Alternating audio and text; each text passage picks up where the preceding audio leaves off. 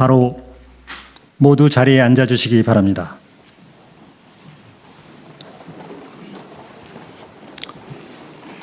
먼저 대통령님 모두 말씀이 있겠습니다. 네, 우리 김경수 위원장님 그리고 지방시대위원 여러분 반갑습니다. 그동안에 지방시대위원회가 자치분권과 균형성장을 위한 각종 정책들을 잘 준비하신 것 같습니다.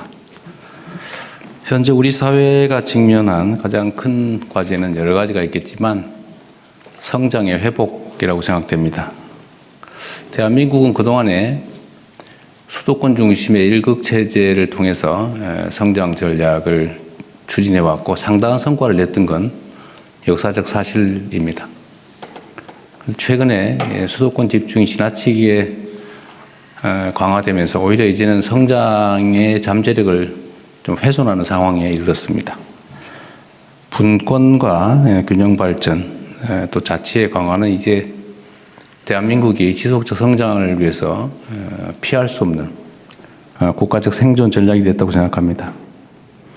앞으로 대한민국이 5극 3특을 중심으로 다극 체제를 만들어 감으로써 성장의 동력을 새롭게 확보해야 될 시점인 것 같습니다. 오늘은 지방시대위원회가 그간에 준비한 균형 성장 전략, 또 지역 균형 발전, 그리고 자치 분권의 강화 정책들을 일단 한번 전체적으로 들어보고 또 토의를 통해서 이게 현실화될 수 있도록 어떻게 해나가야 될지를 한번 논의하는 자리인 것 같습니다.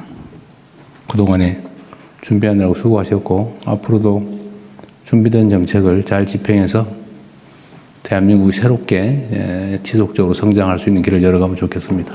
네, 고맙습니다. 대통령님 말씀 감사합니다. 이어서 김경수 지방시대위원장의 발제가 있겠습니다. 지방시대위원장 김경수입니다. 먼저 우리 위원회의 핵심 정책인 5극 3특 국가균형성장 전략에 대해서 늘 깊은 관심을 가지고 또 오늘 이렇게 업무보고 기회를 주신 대통령님께 감사드립니다. 5극 3특 균형발전이라고 하는 것은 단순한 지방 살리기 정책이 아니라 AI 시대의 국토 공간을 대전환시키고 그걸 통해서 대한민국의 새로운 신성장 동력을 확보하는 전략이라는 점을 말씀드리면서 PPT를 통해서 업무 보고를 드리겠습니다. 대한민국은 지금도 사람과 자본이 수도권으로 몰려들고 있습니다. 수도권 인구 집중의 핵심은 청년입니다. 오른쪽 그래프를 보시면 30대 이하의 청년들이 작년 한 해 동안 6만 6천 명이 수도권으로 몰려왔습니다. 40대 이상은 2만 1천 명이 오히려 빠져나갔습니다. 수도권의 인구 비중은 2019년에 50%를 넘었고 GRDP는 2015년에 이미 2분의 1을 넘어선 지 오래되었습니다. 심각한 집중은 자본이 더 문제입니다. 500대 기업의 77%, 100대 기업의 약 80%가 수도권에 집중되어 있습니다. 미래의 경쟁력의 핵심이라고 할 수 있는 국가 R&D 투자, 그리고 여기에 또 벤처 투자까지도 수도권에 70%가 몰려 있습니다. 이러한 수도권의 가밀과 집중이 대한민국 전체의 경쟁력, 성장 잠재력을 떨어뜨리고 있다는 것은 대통령님께서 말씀하신 바와 같습니다. 문제는 지난 20년 동안 균형발전 정책을 우리가 추진해 왔는데 수도권 집중이 지금도 여전히 계속되고 있다는 점입니다. 이제는 패러다임을 완전히 바꿔야 됩니다. 균형발전의 역사를 보면 1세대 산업화 시대는 수도권과 동남권, 경부축, 양대축으로 경제개발을 하면서 균형발전의 역할을 해왔습니다. 2세대 정보화 시대는 IT와 벤처 중심으로 민간기업이 수도권에 집중 투자가 이루어졌던 시기입니다. 그래서 정부가 나서서 공공기관 이전을 통한 균형발전을 추진했던 그 결과가 세종시 혁신도시로 남아 있습니다. 이제는 3세대 AI 기후위기 시대의 균형발전 전략이 필요한 시기입니다. AI 시대에는 데이터 센터를 포함한 에너지와 전력이 중요해지는 시기이기 때문에 분산형 전원을 포함한 지방이 이제는 오히려 성장 전략의 핵심이 되는 국가의 전략 자산이 되는 그런 시대가 되고 있습니다. 이런 시대에 우리는 미래를 열기 위해서는 어떻게 해야 되는가? 세 가지 질문에 답을 해야 됩니다. 첫 번째, AI 시대의 국토는 어떻게 사용할 것이냐? 두 번째, 사람들은 그러면 어디에 어떻게 살아가게 할 것이냐? 마지막으로 우리 다음 세대들에게 우리는 어떤 미래를 물려줄 것이냐? 저는 이제는 대한민국의 국토를 넓게 써야 한다라고 생각합니다. 기존의 비수도권 시도 단위의 균형발전 전략으로는 이 수도권 집중을 극복하기가 어려워졌습니다. 한계가 명확하다는 것이 밝혀졌습니다. 5극 3특 권역별 메가시티 전략이 나온 이유이기도 합니다. 이제는 권역별로 전 국토를 넓게 쓰는 국토공간 대전환 전략이 필요합니다. 지방을 대한민국의 신성장 동력으로 만들어야 합니다. 지난 6개월 동안 이런 전략을 위해서 우리 정부는 쉼없이 달려왔습니다.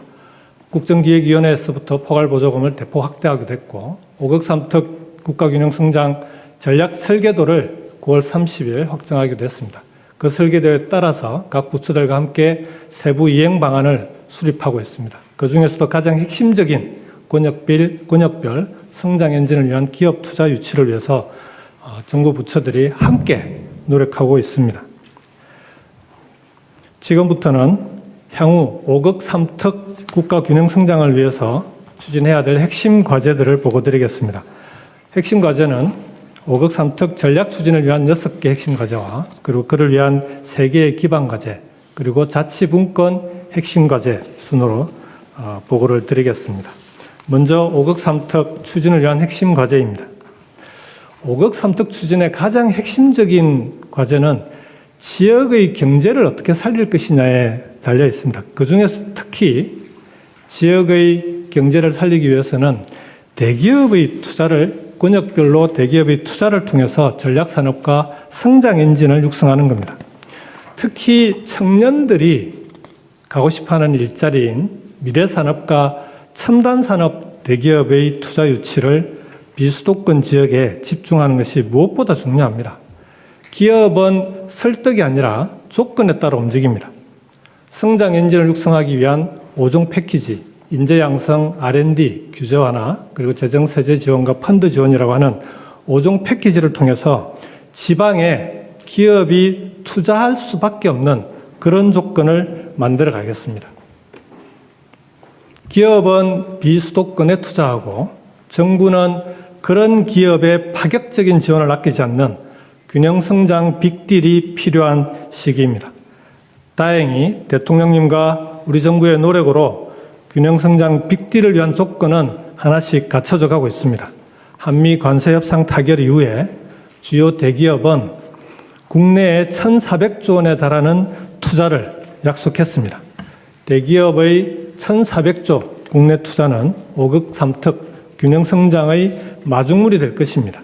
1,400조 원 투자의 상당 부분이 비수도권 지역에 투자될 수 있도록 그리고 그 과정에서 지역에 있는 지방대학에 함께 투자를 통해 인재 양성을 함께 할 수 있도록 그리고 협력업체들과 상생할 수 있는 그런 투자가 될 수 있도록 정부의 전방위적인 지원을 부탁을 드리겠습니다.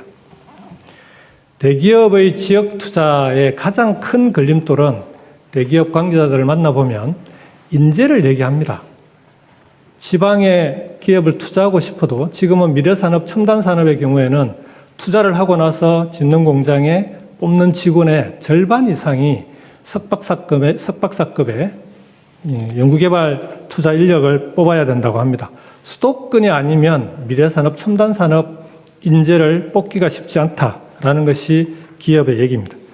지방에서도 기업들이 필요로 하는 그런 인재를 뽑을 수 있는 그런 대한민국을 만들어야 됩니다. 균형성장 정책의 성패를 좌우할 수 있는 핵심 과제이기도 합니다.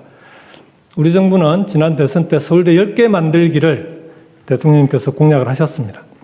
서울대 10개 만들기는 전국에 서울대와 같은 똑같은 대학을 10개를 만들겠다는 공약이 아닙니다. 권역별로 전략산업, 성장 엔진과 연계해서 적어도 그 분야만큼은 우리 정부의 집중적인 투자를 통해서 수도권에 있는 서울대 이상의 수준이 될 수 있는 그런 대학을 만들어 보자는 것입니다. 이미 지역에는 그런 성공 사례들이 있습니다. 카이스트를 포함한 4개의 과학기술원, 그리고 포스텍, 그리고 한전공대라고 불리는 한국에너지공대까지 지역에서도 뛰어난 대학, 그리고 수준 있는 대학을 만들었던 성공 모델이 있습니다.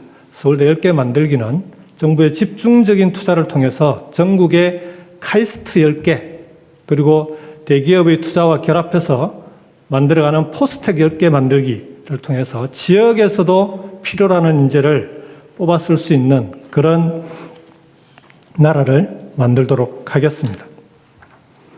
인재 양성만으로 기업의 투자를 이끌어낼 수는 없습니다. 권역별 성장 엔진을 대기업, 앵커 기업의 투자와 연계해서 기업이 필요로 하는 그런 입지를 발굴하고 공급하는 기업형 첨단 도시도 함께 조성해 나가겠습니다. 첨단 3단을 포함해서 구도심을 중심으로 이루어지는 도심 융합특구, 여기에 신도시를 결합하는 1가 3트가 어우러지는 그런 기업형 첨단 도시를 만들어 나가겠습니다. 그리고 청년들이 갈 만한 일자리는 이런 미래산업 첨단 산업 기업뿐만 아니라 창업을 통해 새로운 스타트업의 일자리도 청년들이 선호하는 일자리입니다. 지역 거점이 되는 5급 3특별 창업도시를 적극적으로 구축해서 창업 생태계를 지역에서도 만들겠습니다. 아이디어만 있으면 어느 지역에 있든지 성공할 수 있는, 창업을 통해 성공할 수 있는 그런 생태계를 만들어가도록 하겠습니다. 이런 것들을 집중해서 만들어내는 우리 정부의 핵심적인 균형성장 전략이 메가특구가 될 것입니다. 첨단 산업 기업이나 스타트업들이 요구하는 가장 큰 문제 중에 하나가 규제 문제입니다. 특히 첨단 산업의 경우에는 새로운 기술을 개발하고 그걸 실증해 나가는 과정에서 규제를 풀어나가는 것이 대단히 중요한 문제가 되고 있습니다. 기존의 크고 작은 규제 특구들이 있지만 이런 방식으로는 AI 시대에 필요한 그런 규제 합리화를 만들어 나갈 수가 없습니다. 광역 단위의 대규모 규제 혁신과 여기에 정책 패키지 지원을 결합하는 메가특구를 통해서 이제는 지방이 오히려 더 매력적인 투자처가 될 수 있도록 만들어 가겠습니다. 지방에 이렇게 해서 기업의 투자가 이루어진다고 하더라도 지방이 지금처럼 생활하기 불편한 곳이 되어서는, 그렇게 남아있어서는 균형성장은 성공하기 어렵습니다. 지방의 정주 여건, 생활 여건을 개선하는 데 가장 중요한 요소 중 하나가 대중교통망입니다. 수도권은 대중교통망이 촘촘히 연결되어서 수도권에 있는 청년들이 일자리를 선택할 때 수도권 전역을 대상으로 하는 반면에 비수도권 지역은 도시와 도시가 단절되어 있습니다. 그래서 비수도권 지역의 청년들은 자기가 살고 있는 도시에서만 일자리를 선택해야 됩니다. 이런 불균형을 해소해야 됩니다. 지방의 청년들에게도 권역별로 폭넓게 일자리 선택의 기회를 늘려줄 수 있어야 됩니다. 권역별 광역 대중교통망을 확충해서 권역이 하나의 경제권, 생활권이 될 수 있도록 만들어 가겠습니다. 다음은 이러한 5급 3특 균형성장 전략을 추진하기 위한 3대 기반 과제를 보고 드리겠습니다. 지방에 살면 더 많은 혜택을 받는 나라로 만들어야 됩니다. 지방 우대 원칙입니다. 지방 우대 지원 기준에 따라서 예산과 세제, 교육, 의료, 주거, 공공요금 이르기까지 정부 지원 전반에 지방 우대 원칙이 적용될 수 있도록 하겠습니다.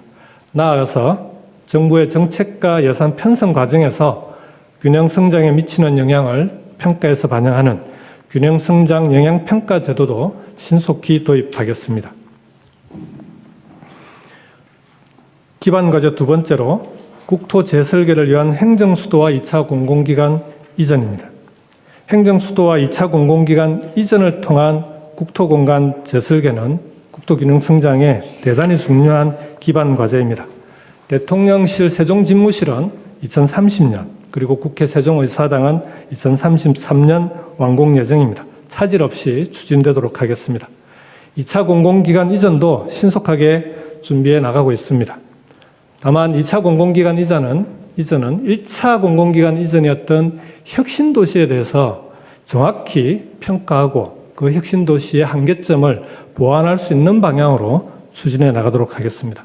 단순히 공공기관 이전에만 그치는 것이 아니라 기업도 함께 관련 기업들이 이전해서 산학연 클러스터를 만들어 나갈 수 있는 그런 공공기관 이전이 되어야만 공공기관 이전을 통해서 우리가 추구하는 목표가 달성될 수 있다고 생각합니다. 그렇게 만들어 나갈 수 있도록 최선을 다하겠습니다. 마지막 기반 과제 세 번째입니다. 이런 5억 3특 균형 성장 전략이 성공하려면 실행 체계가 튼튼히 만들어져야 됩니다. 5억 3특은 우리 정부 수립 이래로 처음으로 권역 단위로, 권역별로 추진되는 균형 발전 정책입니다. 권역별 초강력 단위 정책의 성공을 위해서는 정부 부처 간의 협업뿐만 아니라 시도 간의 협업도 대단히 중요합니다. 시도 간의 협력이 원활히 이루어질 수 있도록 광역연합과 행정통합에 대해서도 지원을 병행해 나가도록 하겠습니다. 행정통합을 추진하는 시도에 대해서는 신속히 통합이 이루어질 수 있도록 최대한 지원하겠습니다. 다만 행정통합까지 가기에는 아무리 빨리 추진한다 하더라도 내년 지방선거 이후가 출발이 가능합니다. 그 사이에 권역별로 추진해야 될 시급한 사업들은 추진할 수 있도록 광역연합을 통해서 지금 당장 추진해야 되는 경제권, 생활권 구축 사업이 추진될 수 있는 그런 체계를 만들어 가도록 하겠습니다. 자치분권 관련 핵심 과제들을 보고드리겠습니다. 자치분권 과제는 대한민국이 지방분권형 국가로 가기 위한 구조적인 전환의 문제입니다. 단체에 머무는 것이 아니라 명실공히 지역을 책임질 수 있는 지방정부가 되어야 합니다. 중앙과 지방을 수직적 관계가 아닌 수평적 관계로 재정립하고 자치와 균형 발전이 국가 운영의 핵심 원리가 될 수 있도록 하겠습니다. 이를 위해서는 지방정부의 실질적인 권한을 확대하고 특히 재정분권 TF를 통해서 지방재정의 자율성을 대폭 확대해 나가겠습니다. 균형성장은 지방정부의 재정구조가 바뀌지 않으면 완성될 수 없습니다. 국세와 지방세 비율을 7:3으로 상향 조정해 나가고 포괄보조금을 비롯해서 지방이 스스로 기획하고 집행할 수 있는 그런 자율적인 재정구조를 대폭 확대해 나가겠습니다. 자치분권 과제 마지막 과제입니다. 주민자치를 대폭 확대하겠습니다. 주민들이 스스로 참여하고 혁신해 나갈 수 있게 해야 풀뿌리 민주주의가 실현되어 나가고 주민자치를 통한 자치분권이 강화될 수 있습니다. 이런 주민자치 확대를 위해서 주민자치회를 법제화하고 읍면동 단위의 주민 참여가 활발히 이루어질 수 있도록 지원하겠습니다. 이상으로 지방시대위원회가 추진할 10대 핵심 과제와 3개 기반 과제에 대해 보고를 드렸습니다. 모두에 보고 드린 대로 지금은 수도권에서 40대 이상의 중장년층이 빠져나가는 인구가 늘어나고 있습니다. 몇 년째 이 추세는 지속되고 있습니다. 지금부터 할 수 있는 일부터 시급하게 추진해야 된다고 생각합니다. 베이비부머 세대가 은퇴기에 접어들고 있습니다.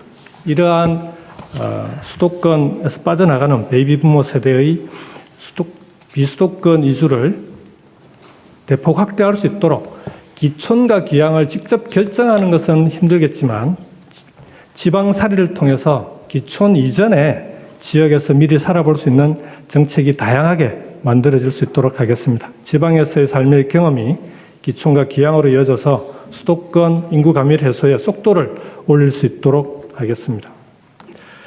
균형 발전은 이제 선택이 아니라 대한민국이 생존하기 위한 필수 전략이자 대한민국의 새로운 성장 전략입니다. 기업과 정부가 균형 성장 빅딜을 통해 대한민국 국토 전체가 성장의 무대가 될 수 있는 진짜 대한민국을 함께 만들어 가겠습니다. 이상으로 발표를 마치겠습니다. 고맙습니다. 위원장님 발제 감사합니다. 다음은 참석하신 지방시대위원회 위원들과의 토론이 있겠습니다.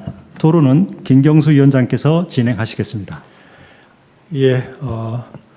토론은 자유토론으로 진행하도록 하겠습니다. 발표 내용에 대해서 의견을 추가하시거나 또는 또 제안하실 분 의원님이 계시면 발표를 해주시고요. 먼저 우리 신용환 부위원장님께서 먼저 좀 발언을 해주시면 고맙겠습니다.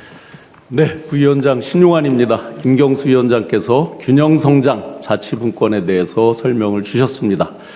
우리가 균형성장을 하는 궁극적인 목적은 결국은 지속가능한 지방의 생태계를 구축하는 데 있다고 생각합니다.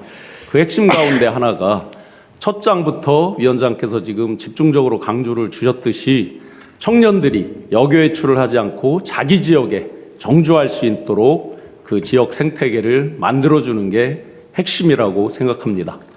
그러기 위해서는 청년들은 주로 양질의 일자리를 통한 지역, 지방 경제 생태계를 원하고 있습니다. 충북 충주 관악골 사례가 지역과 청년이 합심해서 그 지역에 지속 가능한 경제 생태계를 만든 하나 사례가 되겠습니다. 청년들이 지역에 낙후된 구도심 건물 등을 활용해서 창업을 하고 또 지역의 로컬 브랜드를 활성화시켜서 지역의 정체성을 강화하면서 연간 5만 명 이상이 찾는 그야말로 레트로 핫플레이스가 되었습니다.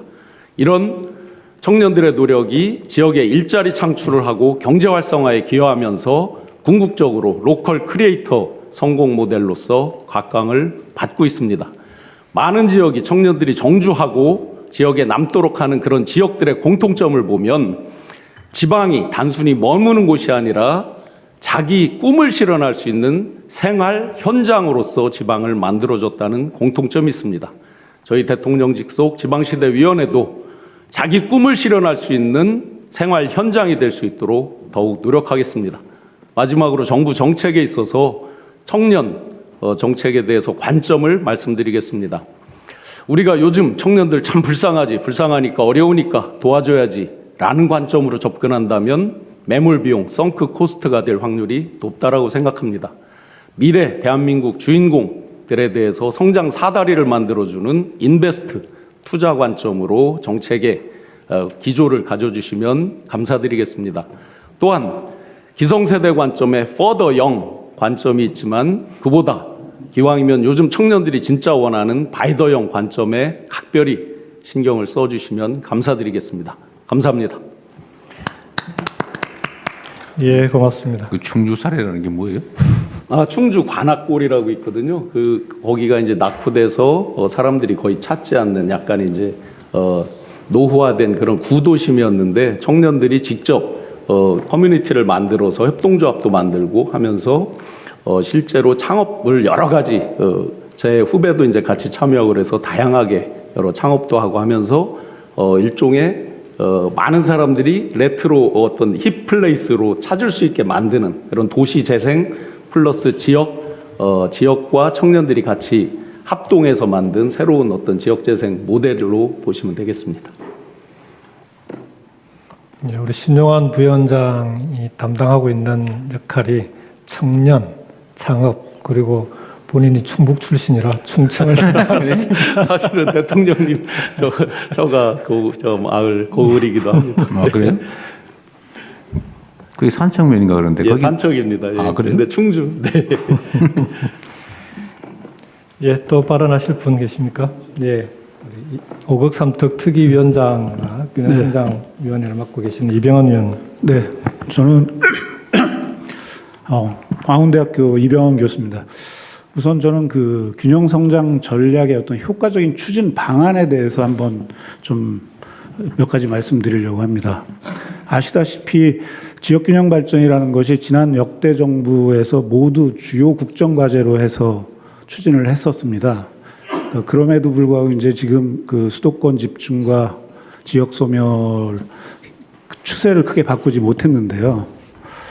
결국 이제 이게 정책 의지나 재정 투입이 부족했다라기보다도 중앙정부 주도의 어떤 일방적인 또는 탑다운의 그리고 각 지역에다가 이제 흩뿌려주기 내지는 나눠주기식 지원 방식이 갖고 있는 한계점이 아니었나 이런 생각이 듭니다. 그래서 저희가 이제 이번 정부 우리가 이제 새롭게 추진하는 방식은 우선은 그 그러니까 수행 방식을 완전히 바꿔서 지역에서 기업들 그리고 지역의 대학들, 시민단체 또 지자체 이들이 이제 협력을 해서 자체적인 그 지역 특성을 고려한 지역 발전 계획을 수립하고 그 계획 하에서 중앙 정부가 도와줄 것들이 무엇인지를 찾아서 그것들을 이제 지원을 하되 지금까지 중앙 정부의 지원 방식이 중기부는 중기부대로 뭐 과기부는 과기부대로 이렇게 각 부처가 개별적인 지원 사업들을 산발적으로 추진을 했는데 이런 것들을 이제 하나로 묶어서 각 지역에 체계적으로 투입을 해서 이제 그 효과성을 높이자 이런 방식으로 이제 바꿔야 되는데요. 여기에 굉장히 큰 도전이 있습니다. 뭐냐면은 중앙 정부가 이 지역 균형 성장과 관련된 정책을 수행하는 부처가 10개 이상의 부처에서 뭐 수많은 공무원들이 참여해서 수많은 사업들을 하고 있는데 이 사업들을 어떻게 그러면은 각 지역 단위로 효과적으로 결집해 낼 거냐 하는 게 지금 핵심적인 문제고요. 그걸 하기 위해서는 우선은 저는 그 부처 간에 그 협의체를 지방 부처와 중앙 부처 그리고 기업들이 참여하는 협의체를 5극 3특 단위로 빨리 구성을 해서 그 안에서 좀 이 사업 발굴하고 실행하는 체제를 갖추어 나가야 된다고 생각이 됩니다. 그리고 이제 두 번째 한 가지만 더 말씀드리면 그 아까 이제 그 김경수 위원장도 말씀하셨지만 그 기업들이 한 1,400조 지금 투자를 약속했습니다. 하지만 이 투자가 앞으로 이제 한 5년 정도 계획돼 있고요. 실제 과연 이게 진짜 투자로 이어질까? 그리고 특히 이게 그러니까 지방의 투자가 얼마만큼 될까? 이거에 대해서는 상당한 지금 의문이 있습니다. 그렇기 때문에 기업의 투자를 특히 이제 지역의 기업의 대규모 투자를 이끌어내기 위해서는 확실한 인센티브를 저희가 준비해야 된다고 생각이 되고요.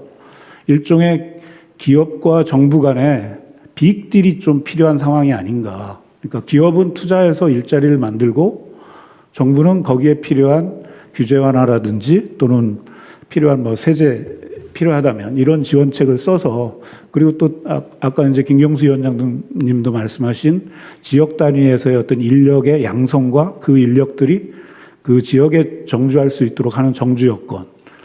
그래서 이런 걸 하기 위해서는 그 대통령님을 포함해서 정부에서 기업 경영자들하고 잘 만나셔가지고 협의를 하셔서 빅딜을 한번 하셔야 된다. 이렇게 제안드리고 싶습니다. 이상입니다. 예, 고맙습니다. 네. 또 혹시 발언하실 분 계십니까? 예, 우리 김상우 의원님. 예, 제가 속한 생활공간 분과에 관련된 과제로 보면 그 핵심이 국토공간 재설계 아젠다로서 5극 3특 행정수도 완성 초광역권 교통망 구축일 것입니다. 수많은 예산이 투입되어야 하는데 권역별 특성과 준비 정도가 좀 다를 것입니다. 성과를 신속히 내기 위해서는 기본 지침을 마련할 때 합의되고 준비된 권역별로 시범적 또는 우선적으로 추진할 필요 있다고 생각되고요. 5극 3특과 연계하여 국가적 주요 현안인 지방 소멸 문제에 대응하기 위해서는 행정체제 개편의 또 다른 주요 이슈인 행정구역 통합 문제를 함께 고려해야 됩니다. 이를테면 완주, 전주, 안동, 예천 통합인데요. 해당 지방 정부가 지금 주도하지만 중앙정부 차원에서의 갈등 조정기구를 가동하고 통합 특례 지원을 구체화시키는 것을 신중히 고려해야 됩니다. 그리고 국토부의 국토종합교통계획과 연동하여 권역별 1시간 교통망 구축의 경우 수도권 GTX망이 그 예가 될 것입니다. 저는 여기에 더하여 국토의 남부권에 해당되는 부울경, 대경, 호남권의 권역간 또는 동서간 교통망 구축 사업이 병행되어 추진되어야 한다고 생각합니다. 이를테면 지금 상대적으로 후순위로 밀리고 있는 전주, 대구 고속도로 건설 이런 사업들이 영호남 연결을 통한 동서 교류의 확장과 권역별 산업 연계를 구축한다는 측면에서 신속하게 출연할 필요가 있다고 생각합니다. 이상입니다. 예, 고맙습니다. 김상호 의원 말씀하셨던 시군 통합 문제 관련해 가지고 조금 첨언을 좀 드리면, 이게 이제 지역의 시군 간 통합을 추진하는 데가 몇 군데 있거든요. 근데 이게 다들 쉽지 않습니다, 사정이. 예를 들면은 전주 완주도 그렇고, 호남에 가면은 목포 신안 무안도 30년째 통합을 추진하고 있는데, 목포시가 잘 나갈 때는 목포가 반대하고, 지금은 무안이 잘 나가니까 무안이 반대합니다. 무언이 잘 나가요. 그래서 이제 이 통합으로 가기 위한 여러 가지 경로들을 다양하게 만들 필요가 있겠다. 정부가 갈등 조정 기구를 통해서 지원하는 것도 필요하고, 그러니까 통합과 연합을 최대한 좀 활용할 수 있는 지원책도 좀 필요한 거 아니냐. 먼저 생활권을 하나로 만들 수 있는 그런 연합 사업들을 연합 체계를 만들어 가다 보면 자연스럽게 갈등을 해소해 나가면서 통합으로 갈 수 있는 그런 방법도 있을 텐데, 이런 좀 다양한 사례들을 좀 지원하면서 축적해 나가는 게 필요하지 않을까 싶습니다. 그래서 지방시도위원회는 지금 지방정부에는 통합이 어려우면 급하게 연합을 먼저 구성하시면 적극 지원하겠습니다. 그렇게 좀 조언을 하고 있는 중입니다. 예, 우리 최지민 의원님. 네, 지금 말씀해 주신 대로 그 연합과 통합이 지방자치단체에서 지금 계속 논의가 되고 있는데요. 이게 서로 갈등하거나 대립되는 개념은 아닙니다. 통합 논의가 수십 년 동안 있어 왔지만 어려웠던 지점은 이 통합에 대한 진짜 효과가 정말 주민들에게 체감될 수 있는지에 대한 사례가 지금 부족했기 때문인데요. 저희 연합 같은 경우에는 행정구역의 변경 없이 실질적으로 초광역적인 또는 광역적인 사업의 연계를 통해서 해봤더니 좋았다라는 경험을 쌓을 수 있는 신속한 방안이라고 생각이 됩니다. 따라서 현재 통합과 연합, 특별지방자치단체로 일컬어지는 연합이 대립되는 관계가 아니기 때문에 우선 연합을 통해서 어떤 우리 지역의 주민, 즉 그 민생 회복에 있어서의 주민의 신뢰를 얻어낼 수 있는 것들을 신속하게 추진을 하고 축적을 한 이후에 통합 관련된 것들을 자연스럽게 하게 되는 경우라면 통합에서 발생하고 있는 주민 간의 어떤 갈등 구조가 조금 이제 완화가 되지 않나 싶습니다. 저도 전주 완주 통합 TF에 참여를 해서 실제 현장을 가본 입장에서는 이 통합 논의에 찬성과 반대되는 그 갈등 때문에 주민투표 단계에서 이제 갈등의 골이 깊어져서 통합에 관련돼서 찬성하는 어떤 환경 변화에도 불구하고 주민들이 쉽게 마음을 열지 못하는 것들을 목도했기 때문에 지금 우리 5급 3특에서의 중요한 방식은 광역과 광역의 어떤 큰 초광역적인 연합과 통합을 논의하고 있지만 실제로 그 연합의 단계는 기초자치단체와 광역 그리고 기초자치단체 간에서도 가능히 합니다. 그래서 저희가 이런 광역적 연계협력의 사업에 관련되어 있는 신뢰를 먼저 회복하고 그 이후의 결과로서 우리가 광역 통합이나 지자체 통합을 같이 접근하는 방식을 병행하는 것이 필요하다는 말씀을 좀 붙입니다. 네. 우리 최지민 의원님은 지방행정연구원에서 행정통합을 포함한 행정구역 개편을 전공을 하고 있습니다. 실제 보건복지부 장관님하고도 이제 얘기를 했더니 의료 개혁 관련해서도 이게 시군 단위로 쪼개져 있는 이 행정구역 단위의 의료 개편이 쉽지가 않다는 거거든요. 그래서 소권역 단위로 시군을 몇 개씩 묶는 게 필요한데 그러면 5급 3특의 권역과 이게 이제 일치시켜 나가는 그런 것도 좀 필요하지 않을까 싶습니다.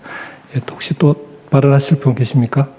예, 우리 자 정정숙 의원님. 멀리서 오신 분이죠. 예, 저는 대구에서 지역균형발전 포럼이라는 단체를 운영하고 있습니다.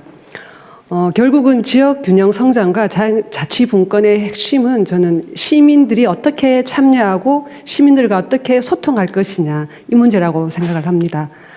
정책을 실현시키는 과정에 주민들과 공감대를 형성을 하고 다양한 의견들을 반영을 하고 사회적 합의를 이끌어 나가는 이 과정들은 지역균형 성장의 저는 핵심 키워드라고 그렇게 생각을 합니다.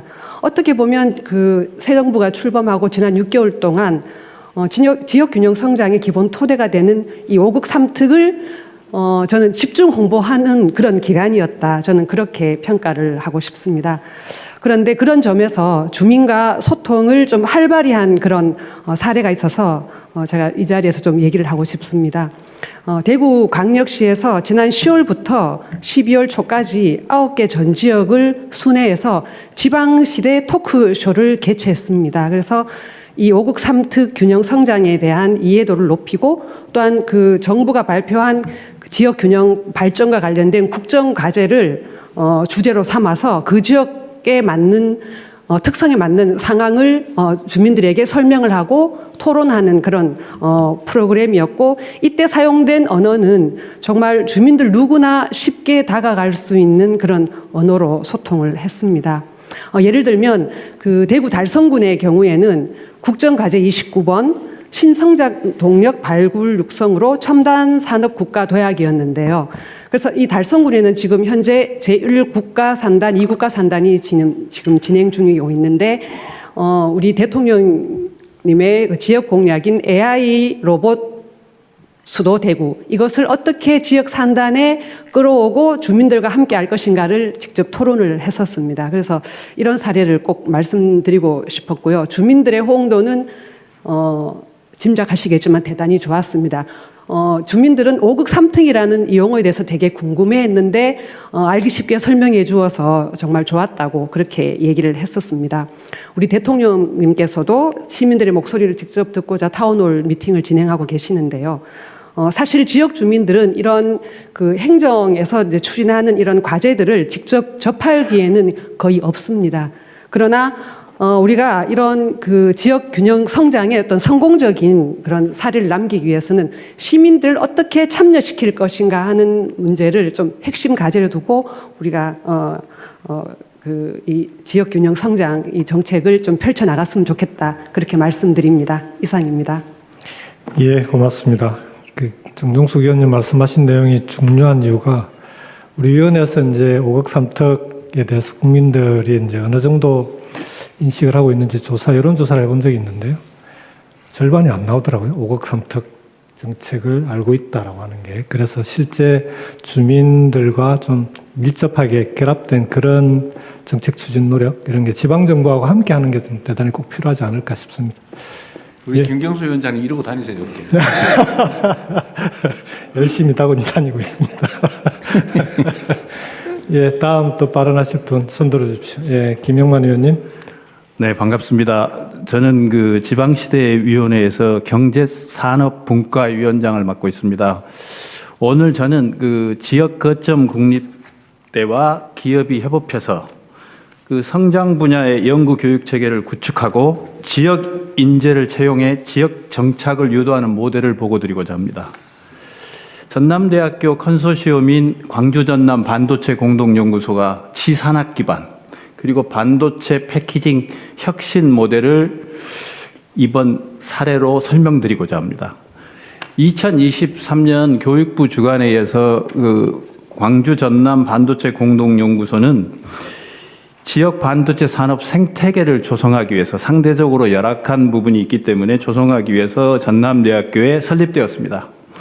이후 전남대학교는 그 글로벌 패키징 기업인 엠코 테크놀로지 코리아와 전략적 협업을 수행해서 국내에서는 매우 드물게 첨단 패키징 특화 연구 및 인력 양성 체계를 동시에 갖춘 지산학 협력 모델을 구축했습니다. 이 두 기관은 지난 6월에 산학협력 MOU를 체결하고, 그리고 이에 따라서 그 엠코는 12월 말까지 그 반도체 공동연구소에 그 실증용 장비 300억을 제공하기로 했습니다. 그리고 2028년에 반도체 공동연구소가 완성되면 추가적으로 그 반도체 패키징 공정 장비 시가 400억이 넘는 것을 제공하기로 서로 약정을 했습니다. 이 양 기관은 이걸 기반으로 삼아서 최근 자동차 및 AI 반도체 패키징 기술 또는 AI 기반 지능형 공정 개선 기술, 국가 전략 핵심 기술을 공동 연구하기로 했고, 관련 분야의 인력 양성도 협의하였습니다. 세부 사항은 말씀드리기 시간 문제가 있겠지만 이 결과로 2027년 말에 반도체 패키징 융합 전공에서 최초로 석사 학위자가 배출됩니다. 그래서 바로 그 지역 산업체에 취업하게 되어 있습니다. 이 사업으로 인해서 국가가 집중적으로 육성하고 있는 반도체 패키징 분야의 전략기술 자립에 기여할 뿐 아니라 글로벌 이 패키징 업체의 기술과 장비가 국내에 집적되고 그래서 그 지역, 광주 전남 지역이 어쩌면 패키징 R&D의 새로운 허브가 될 수도 있을 것 같습니다. 그리고 기업체와 연계해서 실증 교육을 시켜서 실제로 기업이 원하는 인력을 제공하기 때문에 기업은 굉장히 만족해야 합니다. 그리고 그 청년들이 지역에 정주할 수 있는 모델을 말씀드립니다. 아울러서 2016년 내년에는 산업통상부의 지원을 기반으로 해서 약 500억 규모의 첨단 패키징 실증센터도 함께 구축되어서 시너지를 예상하고 있습니다. 거점 국립대가 5국 3특 권역별 전략 분야를 기업과 함께 집중으로 육성함으로써 지역 산업의 핵심 거점을 만들어가고 있습니다. 이를 위해서 학부, 대학원, 기업, 연구소 간 전면적인 협력을 추진하고 있는 대표적인 사례를 보고드렸습니다. 감사합니다. 그 졸업한 사람들이 있어요? 이제 시작돼서 2년 후에 2027년 말에야 석사가 처음으로 배출되기 시작합니다. 학부가 아니고 학부도 있고 석사도 있습니다. 학부는 언제 졸업해? 학부는 오래 걸립니다. 4년 정도 걸리니까. 지금 처음 시작하는 거예요? 예. 올해 MOU를 6월에 했습니다.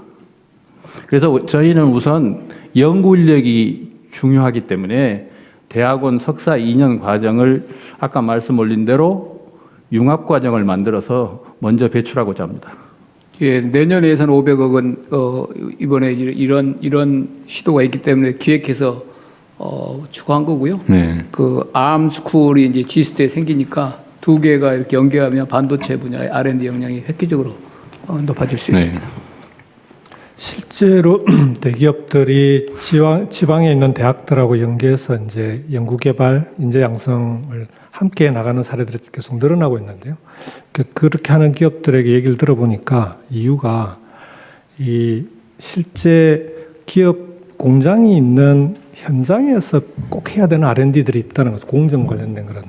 근데 그걸 수도권의 R&D 센터에 다 모아놓고는 효율이 나오지 않는다는 겁니다. 그래서 거기에 필요한 인재 양성을 자기들도 꼭 같이 해야 되겠다라는 거고, 그게 이제 전남대 사례도 있고, 그 LG전자 가전사업부는 창원대하고 공기 분야의 R&D 센터를 700억을 아예 그냥 투자해서 직접 R&D 센터를 자기들이 직접 만들어서 협업하겠다라고 하고 지금 이제 시작을 했습니다. 그런 사례들이 계속 나오고 있어서 이런 5억 3특 권역별 전략산업 성장 엔진과 연계된 기업들의 투자와 대학과의 협업 이런 것들은 갈수록 좀 확대될 것 같습니다.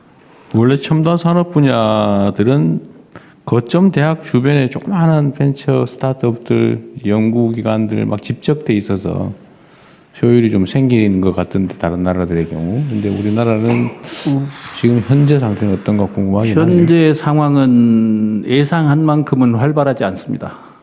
그래서 창업도시 얘기를 중기벤처부에서 얘기를 하던데 거기에 지방은 오직 대전, 카이스트와 충남대 근처만 일부 돼 있고 서울은 강남과 그다음에 판교 벤처밸리 정도입니다.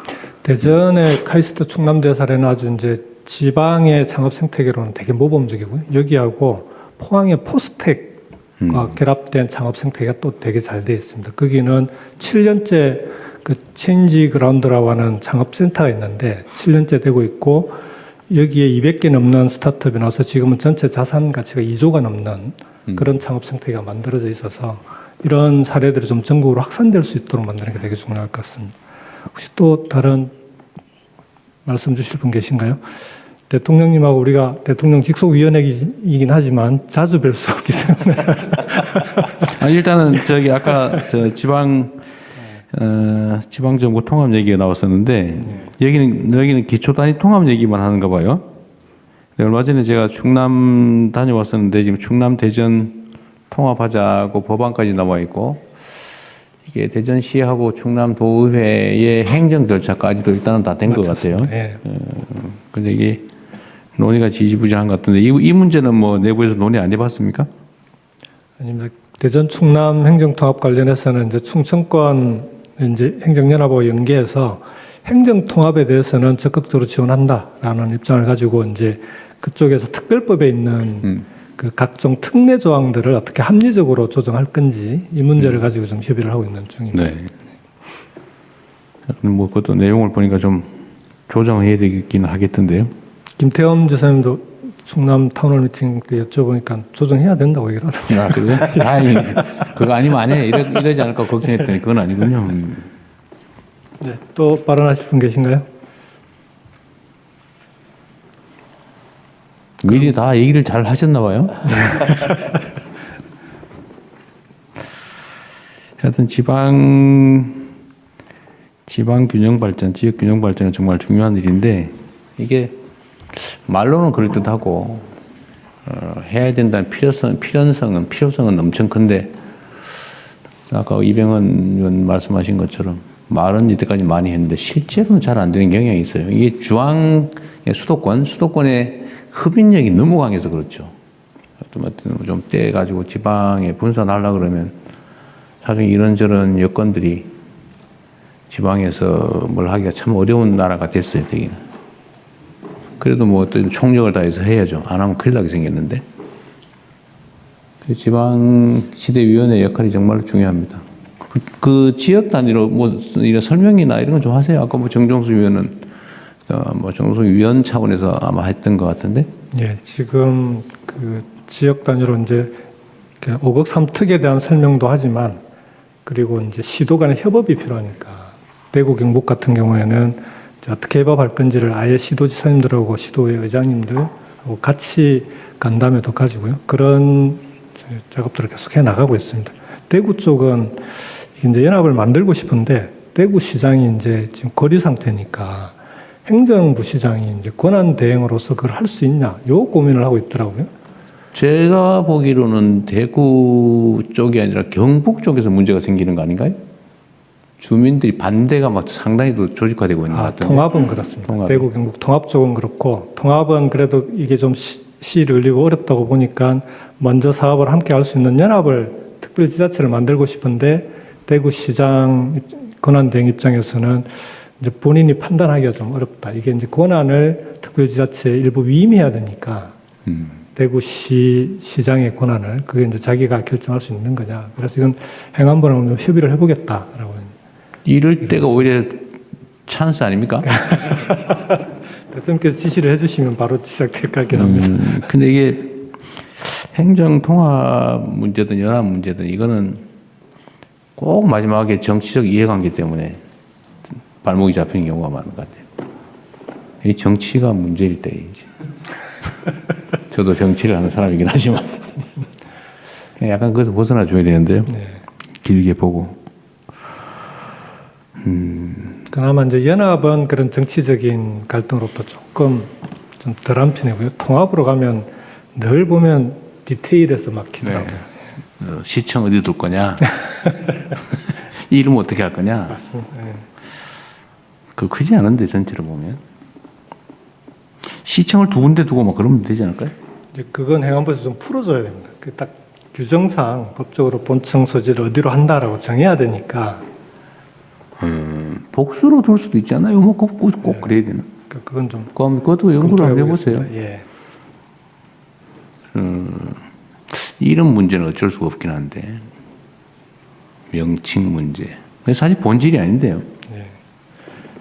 오히려 이름은 빨리 합의를 하더라고요. 대전 충남특별시, 대구 경북특별시. 아 그래? 예. 근데 이제 딱 본청 소재지 문제가 나오니까 되게 첨예하게 문제가 생기고요. 거리도 뭐 기껏해야 한 시간 뭐 이내 그런 정도. 내가 두 군데서 같이 하면 안 되나? 그런 방법을 한번 찾아보겠습니다. 아니 원래 건물이 한 개가 아니고 옆에 있으면 거기다 뭐 20m, 10m 떨어져 있잖아. 거기 뭐 한 20km 떨어져 있으면 뭐 안 된다는 법 없잖아요. 지금 경북도청이 안동, 군에 걸쳐 있잖아요. 네, 아니 한쪽인가? 안동하고 예천 양쪽에 예천까지 같이 있지 않나요? 걸쳐 있습니다. 예. 그게 행정구역은 안동시로 있습니다. 아 그래요? 예, 배우 시설만 예천. 예, 예천으로 들어가 있는데, 그럼 대통령 말씀 주셨는데, 사실 그 지방 중소도시 행정통합에 또 추진해왔던 게 바로 예천 안동의 바로 통합의 부분인데, 말씀하신 것처럼 이게 어떤 그 생태계 자체가 대표적으로 흔히 나타나는 현상이 작은 도시가 흡수되어진다는 그 위기의식, 그걸 일정 부분은 조금 정치적인 어떤 얘기들이 가면서 그런 위기의식을 좀 느끼게 하는 것 같고요. 그래서 제가 생각하기에 지금 그 두 케이스가 이렇게 얘기되어지고 있는 게 마산, 창원, 진해, 마창진 통합과 청주, 청원군 통합인데, 비교적 성공적인 모델이 청주, 청원군의 통합인데, 물론 그건 지형적인 구조나 여러 가지가 무려 4차례나 집요하게 20여 년 걸쳐 결국 통합을 이루어낸 성공적인 사례인데, 그런 사례들을 좀 가지고 지자체가 통합하려고 할 때 지방정부가 좀 하나의 어떤 가이드라인 같은 형태 좀 제시해 줄 수 있으면, 그래서 그걸 좀 선도해 나가는 어떤 통합지역을 만들어내는 것도 사실 필요하지 않을까라는 그런 생각이 듭니다. 근데 행정관청 소재지는 반드시 한 개의 주소에 둬야 된다는 것도 그것도 도구마 같아요. 뭐 꼭 그래야 되나? 양쪽에 걸쳐서 있을 수도 있는 거죠. 그러니까 이게 뭐 법인이기 때문에 신고하고 할 때 소재지는 주소가 반드시 있어야 된다. 아니, 그러니까 소재지를 반드시 한 개의 필지로 해야 되냐 그 말이에요. 예. 그 옆에 걸쳐 있을 수도 있지. 제2청사. 아니 제2금 또 누가 1 할 거냐고 싸우니까. 저는 별로 그 문제 아닐 것 같은데. 그리고 그게 대통령 이제 예천 안동에 바로 그 신도청이 들었을 때 결국 어떻게 합의를 받는가 하면, 행정구역상 신도청 소재지는 안동으로 하고, 그 대신 부대 시설, 주택이나 이런 부분들의 어떤 주거 시설 조성은 예천에 먼저 해준다. 제가 했으면 그랬을 것 같아요. 아예 도청을 딱 꼭 경계에다가 양쪽에 딱 지어가지고 걸쳐 짓는 거지. 그거 하면 안 된다는 법이 어디 있어? 만들면 되지. 조금 다른 사례이긴 한데, 혁신도시를 충북 음성과 진천이 반반 조성해놨습니다. 그래가지고 지금 음성과 진천의 통합 논의가 나오는데, 혁신도시가 반반 경계 지점에 네, 딱 절반으로 돼 있어요. 훌륭하네. 아니 그러니까 그건 뭐 장난이 아니고 그런 거 가지고 싸울 필요 없다는 거죠. 실용적인 측면에서 보면 주소에 두 군데 쓸 수도 있는, 두 개일 수도 있는 거죠. 예를 들면 꼭 한 개의 필지라 해야 되느냐 주소가. 충남도청이 내포 신도시의 행정구역이 몇 개에 걸쳐서 딱 삼각지점에 있습니다. 아 거기는 하나의 군 안에? 그 하나의 군인데 이제 행정 면 단위로 이런 데 쪼개져 있다. 같이 이제 행정구역이. 그러니까 그거나 뭐 군 단위로 쪼개 있으면 뭔 차이가 있어요?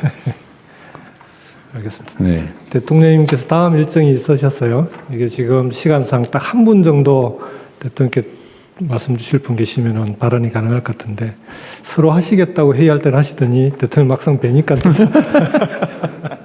그러게요. 예. 미리 우리 그 김경수 위원장께서 다 할 말을 다 거듭하는 바람에 이래 된 거 아닙니까? 그 회의는 제가 안 들어갔고요. 우리 신용환 부위원장이 주재하셨습니다. 알겠습니다. 그러면 뭐 주실 말씀이 없으시면 네, 정리하시죠. 자유토론은 이것으로 마무리하고 대통령 마무리 말씀 듣도록 하겠습니다. 이게 가벼워 보여도 매우 중대한 업무를 맡고 계신 위원회입니다. 균형발전 자치분권 강화, 이거는 정말 대한민국이 살아남기 위한 생존 전략이라고 정말 생각해 줘야 됩니다. 지금처럼 계속 수도권으로 집중이 이어지면 나중에는 그 비효율이 정말 감당이 안 될 것 같아요. 지금도 사실 엄청난 비효율이 발생하고 있죠.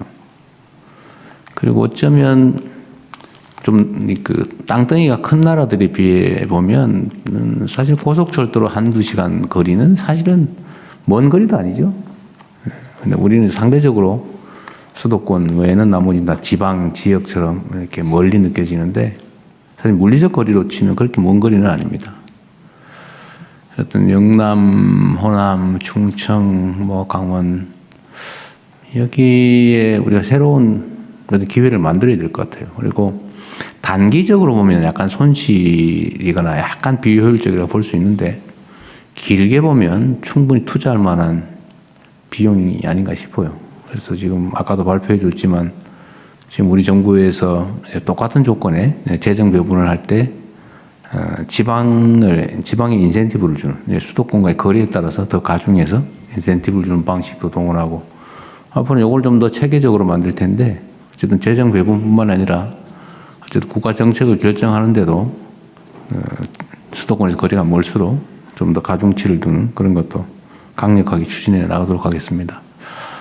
어쨌든 우리가 살아갈 수 있는 정말 어쩌면 유일한 길, 균형 발전, 자원의 효율적 배분 이거는 정말 중요한 국가적 과제로 추진할 테니까 지방시대위원회도 이제 그게 구체적으로 어떤 경로로 어떤 방법으로 실현될 수 있는지를 최대한 많이 고민해 주시고 실현 가능한 안들을 좀 많이 만들어 주시기 바랍니다. 수고하셨습니다. 대통령님 말씀 감사합니다. 오늘 보고에 함께해 주신 대통령님과 참석자 여러분께 감사 말씀을 드리겠습니다. 이상으로 지방시대위원회 보고회를 마치겠습니다. 사진이라도 하나 찍어. 다음 순서는 참석자분들과 기념 촬영이 있겠습니다. 어디서 하기로 했어요? 촬영 준비하는 동안 잠시만 기다려 주십시오.